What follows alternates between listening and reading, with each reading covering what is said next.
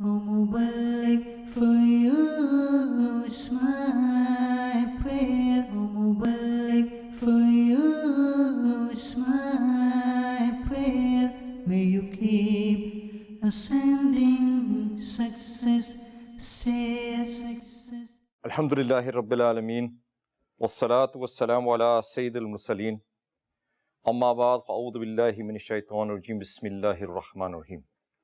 Assalatu wassalamu alayka ya Rasulullah. Wa ala alika wa ashabika ya Habiballah. Assalatu wassalamu alayka ya Nabiyallah. Wa ala alika wa ashabika ya Nurallah.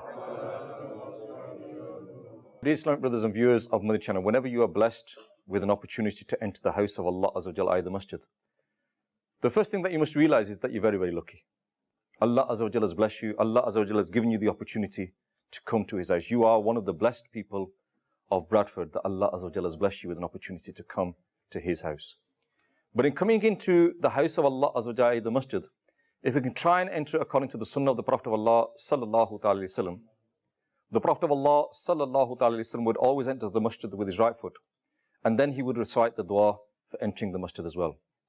Our pious predecessors have said that if you enter the masjid and also make intention for nafli itikaf, then you will get the reward of nafli itikaf for the duration that you're in the masjid.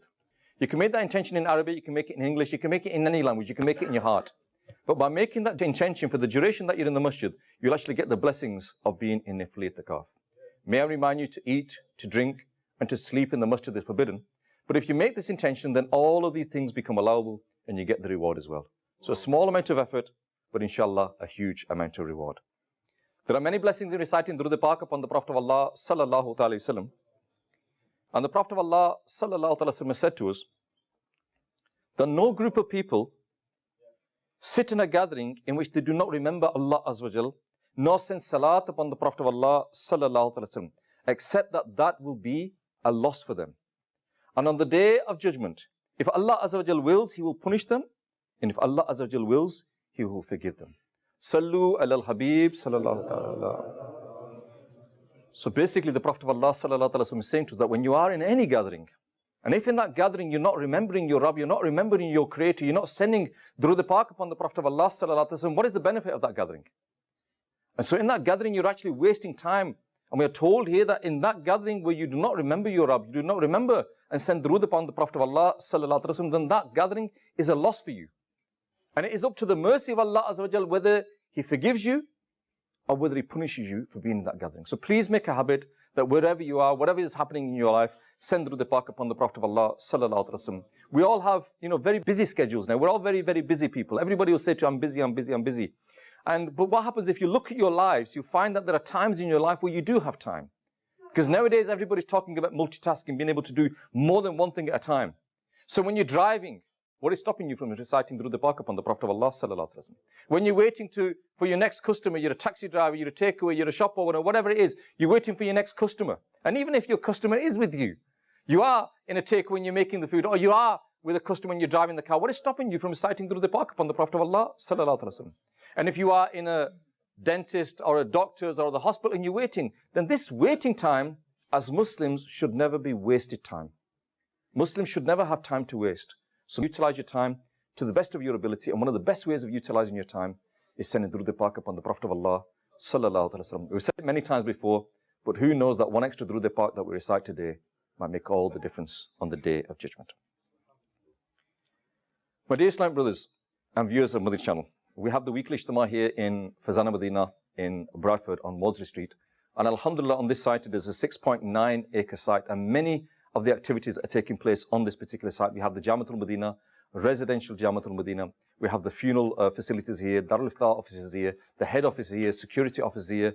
We have the Madani Channel studios here. We have Madrasatul Medina here. If anybody wants to avail them facilities, then please come to the Fazana Medina on Maudsley Street in Bradford, inshallah, and avail these facilities. My dear Islamic brothers and viewers of Madani Channel, Imam Nasr al-Din al-Basti, Rahmatullah Ta'ala, he once became very, very ill. And he became that ill that he actually went into a coma.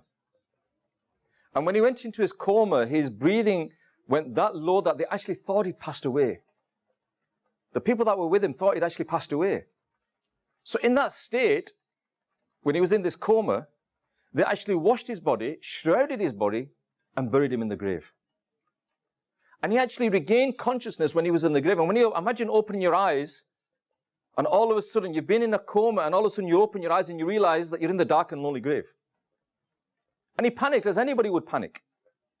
He panicked as anyone would panic. But then he remembered that if a person recites Surah Yasin 40 times in a state of difficulty, Allah Azza wa Jal remove that difficulty from him and turn that difficulty into an ease.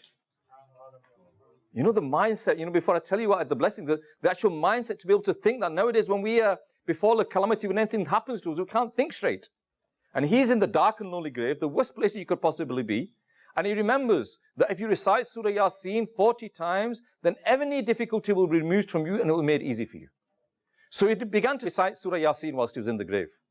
And it got to the 39th time. The 39th time of Surah Yasin, and a shroud thief began to dig the grave. People that steal the shrouds of the dead people started to dig the grave. Now he had this spiritual mindset of his own, and he realized that there was a shroud thief that was digging into the grave. He realized this. So he lowered his voice when he started reciting Surah Yasin the 40th time. And just as he completed reciting Surah Yasin the 40th time, the grave was completely dug up, and he sat up and got out the grave. And this person that was the shroud thief, obviously he panicked, because obviously the last thing that he expected to see was someone getting out of the grave. So he panicked and he literally, fainted himself. So Imam Nasruddin al-Basri, then he obviously decided to go back to his home. And on his way home, he thought to himself that if, I just turn up, everyone's going to be shocked that this is the person that we buried a few hours ago, and now he's here. So as he's going towards his home, he's making an announcement that I'm Imam Nasruddin. You buried me a few hours ago thinking I was dead, but I'm alive. I'm alive, alive. And he made this journey and he went home. From this parable, we see many, many blessings. One, the blessings of Surah Yasin. When you look at the pious predecessors of the past, that if they heard that this was the way to do it and this would happen, they believed it. And Sayyid Al-Hazrat, he was on a journey. He was on a journey coming back from the Hajj on the ship, and the ship started, a storm abated, and the captain of the ship said that I've never seen a storm like this. If any of you have your shrouds with you, your coffin with you, then put it on. Because there's very little chance that we're going to survive this storm. And so you can imagine everybody in the ship's panicking. Everyone on the ship is screaming. But Sayyid Al-Hazrat is sitting there calmly, just doing his tasbih reading. And they looked at him and said, Ya Hazur, everyone's panicking, everyone's screaming, why are you not panicking? Why are you so calm? And he said, nothing will happen. Nothing will happen. And they said to him, how can you be so sure that nothing will happen? The captain of the ship, he's been on a ship for 20, 30, whatever it is, how many years he's been. He's saying that this is the worst storm he's ever seen. And he's saying that there's very little chance of us surviving this. How can you be so sure that nothing will happen? He said, I've recited that dua. I've recited that dua. Nothing will happen to me.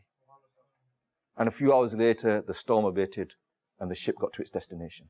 But it's this iman, my dear Islam brothers and viewers, that we have to have inside us.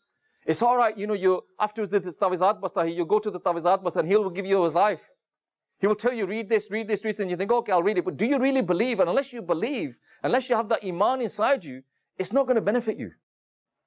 So we need to develop that iman inside us and realize that the blessings of these wazaif, the blessings of the Quran. And how many of us read the Quran, and what we need to understand is, what is the blessing, what is the beauty of the Quran?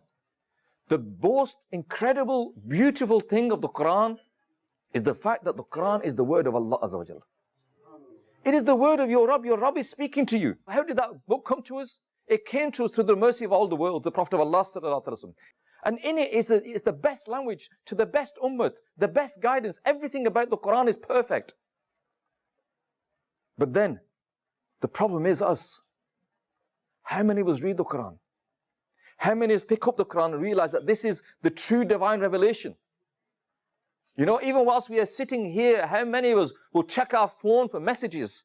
Yeah? And as soon as we leave here, we'll check our phone for messages. But how many of us on a day-to-day basis will read the Quran? How many of us will read what our Rabb wants us to do and understand what our Rabb wants us to do? And this is why we are lacking today. This is why we are failing today. The Quran is the best of all the books, without a doubt. And I know we'll all admit this. If I was to say to anybody in this room, what is the best book? What is the best book of all the books? We will all say the Quran. Nobody will say any different. But how many of us read the Quran? Allah Azza wa Jal says in Surah Al-Zumar, verse 23, Allah sent down the best of books, i.e. the Holy Quran, which is alike in excellence from beginning to end. The one with paired statements, e.g. promises and warnings, reward and punishment. Everything is in that book. Everything is in that book. And in the Quranic commentary entitled Khazan al-Irfan, two aspects have been mentioned in relationship to the Holy Quran, being the best book, one from the perspective of wording and two from the perspective of meaning. In terms of wording, the Noble Quran occupies the most superior position from the perspective of eloquence and rhetoric. Neither is it from the class of poetry, nor is the style of public sermons and booklets. Rather, this is such a class of speech that is unique in its style. The Quran is so unique. The writing is so unique. You'll not find it in any other book. You know, all right, we all say it's an Arabic book, and we've not read about it, but the Arabic scholars will say to you that the writing in that book is so unique, you'll not find it in any book. In terms of meaning, nowhere is there any contradiction and conflict in the Holy Quran. There's no conflicts or no contradictions in the Holy Quran. This again is itself a miracle of the Holy Quran. These are the blessings of the Holy Quran. But then again, the question keeps on coming back that I keep on saying to us, how many of us read the Quran? How many of us pick up the Quran? How many of us try to understand the Quran? And if we do read the Quran, how many of us try to understand and read the translation, the commentary? And this is, if you think about it, this is where we are failing as Muslims. We'll read all sorts of novels. We'll read all sorts of books. We'll read all sorts of magazines that are effectively full of trash, if you want to be honest about it. Most of the things that we pick up to read nowadays are no benefit to us at all. You pick up a magazine, how are you going to benefit from that? All right, you might find out the latest football scores. You might find out what your football team did last week and who scored a hat-trick and who did this and what team they were bought and what player they bought. Yes, so what? What have you achieved? You've not achieved anything. You might think, oh, I'm up to date with the latest information. Okay, you are. So what? Again, what have you achieved? Are you up to date with what Allah Azza wa Jal wants from us? Are you up to date with what Allah Azza wa Jal wants us to do and doesn't want us to do? You might be up to date with football and cricket and all politics and all these sort of things. So what? Ask yourself, what am I achieving in my life? And this is where we need to understand and try to read the Quran. And we are told, Sayyidina Abdullah ibn Masud, radiyallahu anhu, states that if a person would like to know whether he loves Allah and loves His Messenger. Everybody here and everybody that watching this program will claim that we are lovers of the Prophet of Allah sallallahu alaihi wasallam. But to be a lover is not just from your lips. Yeah? I can say that I love. I can say that I am this. I can say that I am that. Okay, prove it. It's easy for me to make a claim that I love the Prophet of Allah sallallahu alaihi wasallam. It's easy for me to make a claim that I can do this, that I can do that. You know, if someone says that, oh, you know, I'm a great plasterer, well, prove it. Yeah, plaster this wall and prove to me that you're a plasterer. Not just say it, prove it. In the same way, when we say that we love the Prophet of Allah sallallahu alaihi wasallam, there's certain criteria to make us understand that do we really love, or is it just lip service? Sayyidina Abdullah ibn Masud radiyallahu anhu states that if a person would like to know whether he loves Allah and His Messenger, he should look and see if he loves the noble Quran. Look and see if he loves the noble Quran, if he loves the Quran. If he loves the Quran, recites it and acts upon it, he does, and then he also loves Allah and he loves His Messenger. So now the question is asked to us, do we recite the Quran? Do we act upon the teachings of the Quran? And if the answer is yes, then we can make the claim that we love the Prophet of Allah sallallahu alaihi wasallam. And this is something that we need to examine ourselves. It's all right saying, I do, but do we really? And I've given this example many times before, that if a person says that I love my mother, okay, mashallah. And he puts a big sticker on the back of his car, I love my mother. He writes poetry in praise of his mother, that how great his mother is. But then one day his mother says to him, Beta, can you take the rubbish out? Well, I ain't got time for that, Mum. Okay. Beta, can you go and do this? No, I ain't got time for that.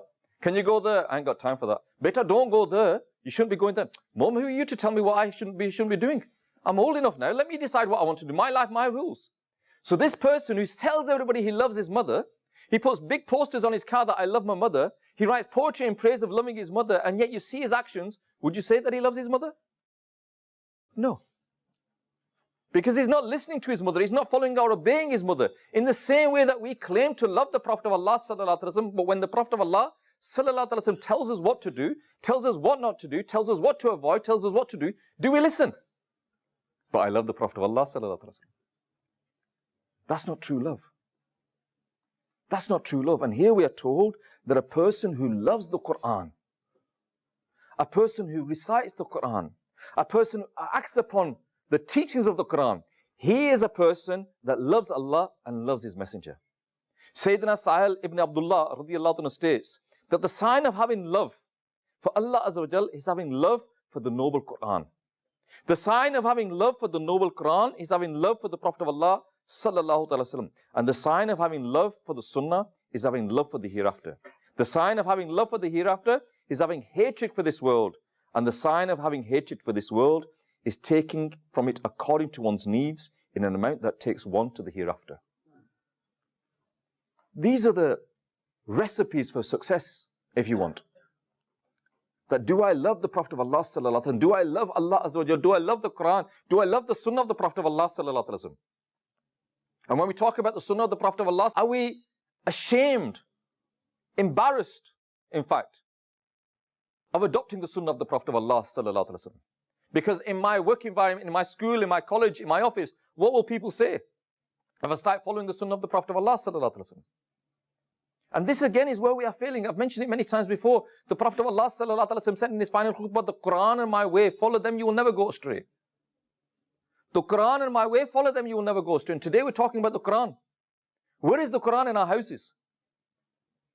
Where is the Quran in our houses? And many of you, I'm afraid to say, will have to think, I think it's in that room, on that shelf, over there. I think it's there, yeah. If it's not there, then it'll be over there.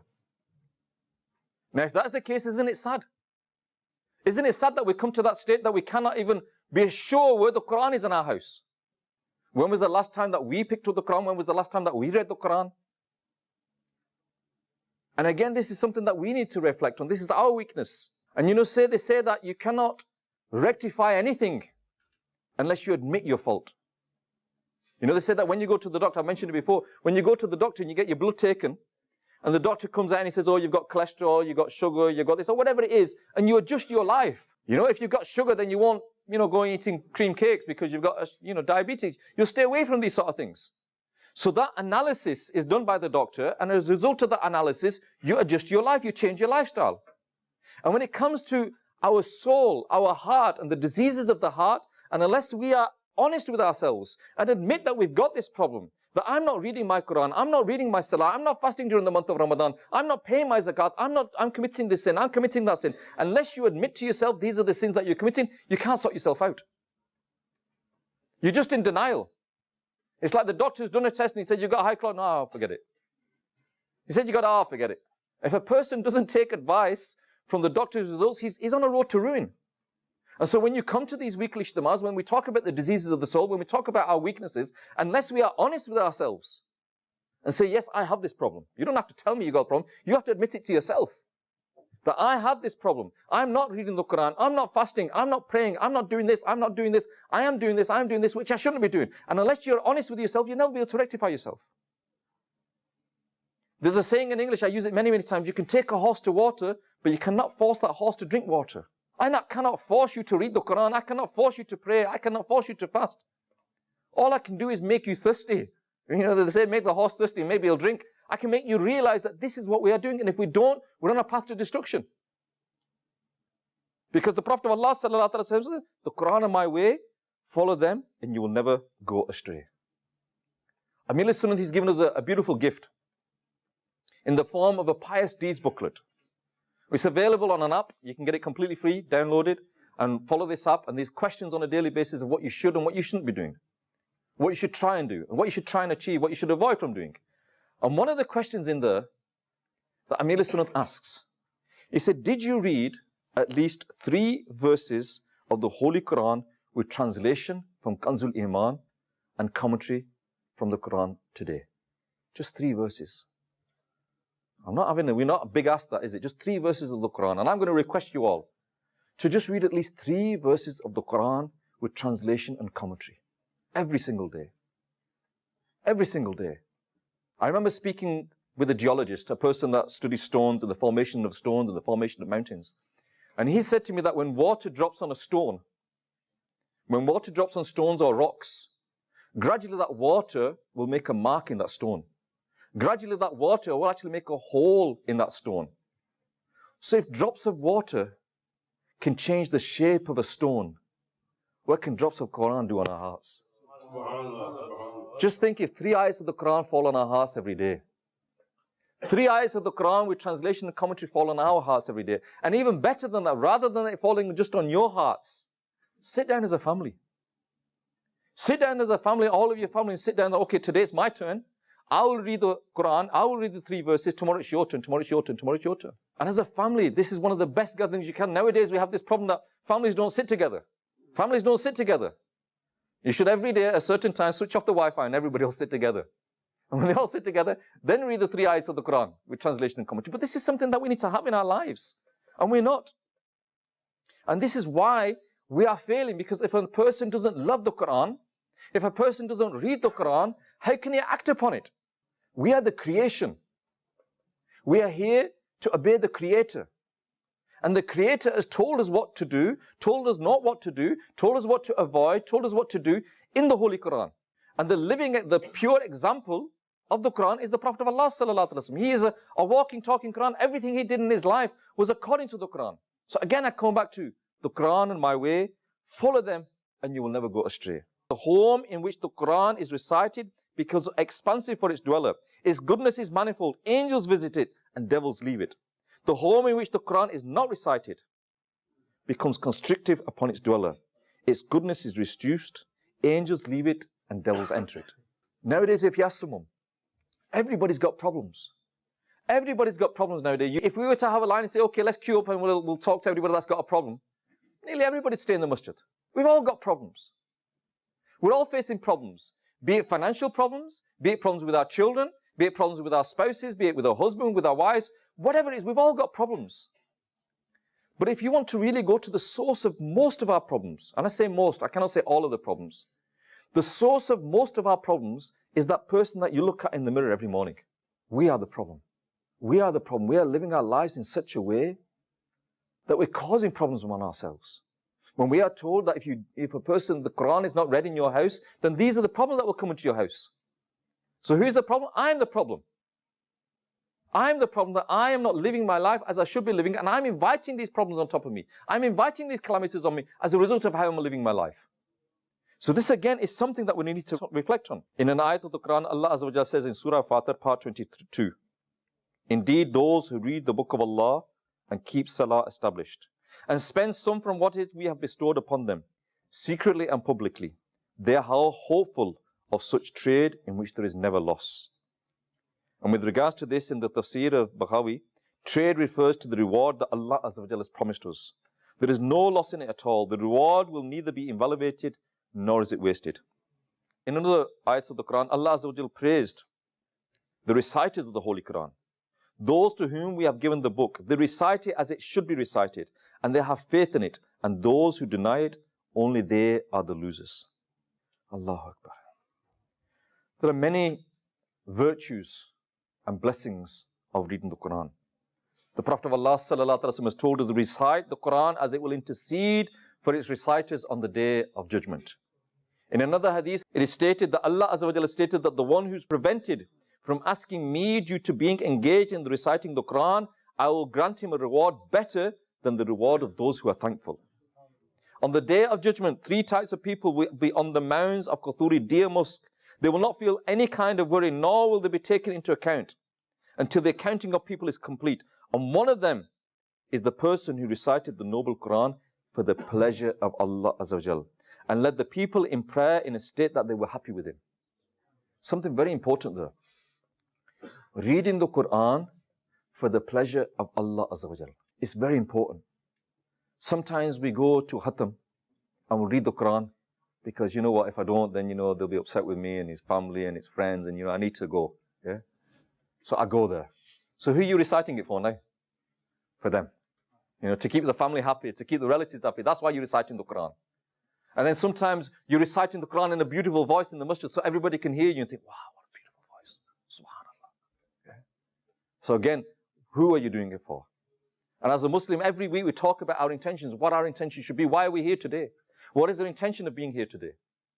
Everything we should ask ourselves our intentions. Make sure that we have the right intentions. There are many, many, many blessings in reciting the Quran if only you realized. And you know what happens in a lot of houses? I've seen houses that when they're watching Madani Channel, alhamdulillah, you see people watching Madani Channel. But then when the recitation of the Quran comes on, what do? Oh, turn the sound down. Why turn the sound? Well, it's disrespectful to be talking when the Quran's being recited. So we better turn the sound down. Or in fact, we'll turn the TV off whilst the Quran's being recited. Or we'll go on to another channel when the Quran's been recited. Just think about it. Yes, it is disrespectful that when the Quran is recited, it is disrespectful to continue talking. But do you not think it's more disrespectful to switch it off? Do you not think it's more disrespectful to turn the channel off? Do you not think it's more disrespectful to walk out the room when the Quran has been recited? So again, these are the things that unfortunately we don't realize. You know, them few moments that when the Quran has been recited, you know, that's the best part of the gathering. Again, if we only realize. You're coming here, you're listening to me, you're all listening to me attentively. But how many were listening to the ayats of the Quran attentively? I can make mistakes in my speech. But there's no mistakes in the words of Allah. You listen to me, but you won't listen to the Quran. This again is our mindset. We need to change it. That whenever the Quran is recited, don't turn the volume down. Don't start looking at your messages. Don't start looking at who's in the ijtima and who's not in the ijtima. Listen to the Quran attentively.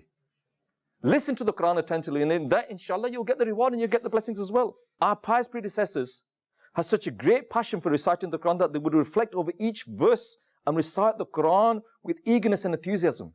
It said that the pious predecessors, they would spend the whole life studying the Quran. The whole life studying and reading the Quran. And if we're honest with ourselves, how many times have we read the Quran? How many times have we tried to understand the Quran? Another big question mark, a huge question mark that we have. How many of us can read the Quran properly? How many of us have even reflected on this? How many of us have even worried about this? Can I read the Quran properly? You know, oh well, yeah, sure I can. I can read it.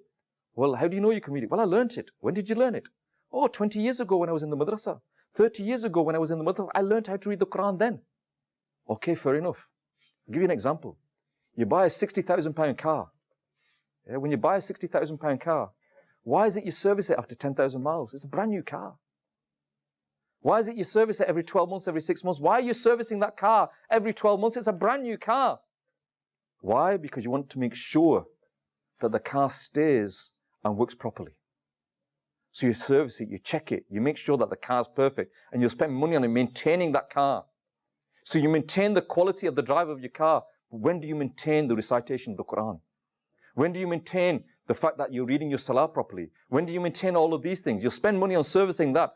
Service your reading of the Quran. Service your salah, service your iman, protect your iman. These are the things that we need to do. But unfortunately, we're so busy in our lives that we think, oh, well, we haven't got time for this. But then there's another thing, that the majority of the people are here are probably adults that are here today. And what happens is we think, well, okay, yeah, he's right. I have got a problem with my Quran. But you know, I can't go back to the madrasa now and sit with the kids, can I? Alhamdulillah, Dawat Islami has this. Dawat Islami provides you a service in the Madrasa to Madina Balagan that is there specifically for the adults. That you can be 20, 30, 40, 50, 60, 70, whatever your age is. Whatever your age is, you make an intention that you want to rectify and read the Quran properly. See the brothers afterwards. And if the brothers afterwards say, sorry, there's no class, then come and see me and I'll grab hold of them. Yeah? There will be classes for you. There are classes for you in every area, Bradford, and anybody that's watching this program, wherever there is a center of Dawah Islami, there will be these Balagan classes, and these classes are not just for the brothers, the sisters have their separate classes as well. But it's incumbent upon us to get attached to the Quran, to read the Quran. You know, the people that are in this room today, the people that are watching this program today, you have an interest in your deen. You have an interest in acquiring the knowledge of the deen. But if we go out of it and realize what situation the ummah is in, we'll realize that we're in such a dire straits. Someone sent me some links of some small clips on social media. And there was a person, he was walking around a town in a Muslim country. And he would stop people and ask them, what is your name? What is your faith? I'm a Muslim. This is my name. This is my name. This is my name. Okay. And the person would recite Surah Ikhlas. And he would say to the people, what have I just recited? I don't know. I don't know. So many people did not even know Surah Ikhlas.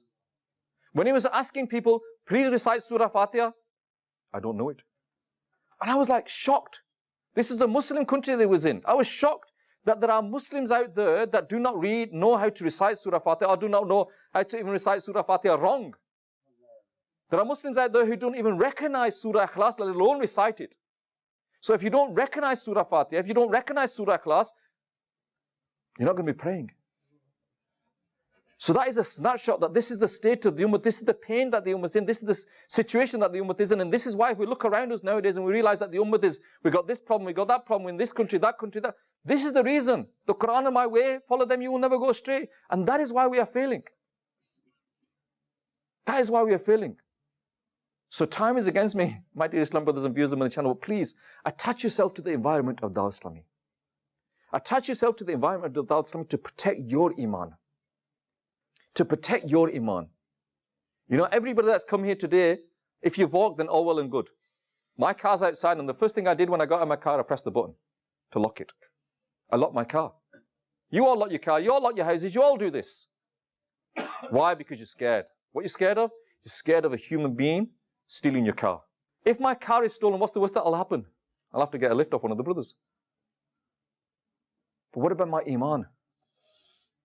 What locks am I putting on my iman to protect my iman, to secure my iman? And if I lose my iman, then what's going to happen? These are the things that we need to reflect on. These are the things that we need to think on. And attach yourself to the environment of Dawah Islami to protect your iman. To empower yourself with them tools. To empower yourself with them weapons. And I'm serious, them weapons, yes, them weapons to protect yourself against the whispers of shaitan. So that you can safeguard your iman, safeguard the iman of your family, safeguard the iman of your children, safeguard the iman of the generations that are to come. Because on the day of judgment, you will be questioned. That what did you do to protect the iman of your children? Allah Azza wa Jalla says, save yourselves and your family. Save yourselves and your family from that fire whose fuel is stones and men. It is our responsibility. So I humbly request you, please attach yourself to the environment of Dawah Islami. Come here on a regular basis. If you have any doubts about your Quran, if you have any doubts about your salah, your wuzu, anything else, sit down with the brothers, grab the brothers, and if they say, no, we haven't got time, come and grab me and I'll grab them for you, inshallah. But please attach yourself to the environment of Dawah Islami. I pray to Allah Azza wa Jalla, Allah forgive me if I said anything wrong, and I pray to Allah Azza wa Jalla that we all learn to truly love the Quran as it should be loved, to read the Quran as it should be read, to live our lives in such a way that Allah and His Rasul are happy with us. Ameen bi jahin Nabil Ameen. Sallu ala al-Habib. O Muballigh, for you is my prayer. O Muballigh, for you is my prayer. May you keep ascending success, stay success.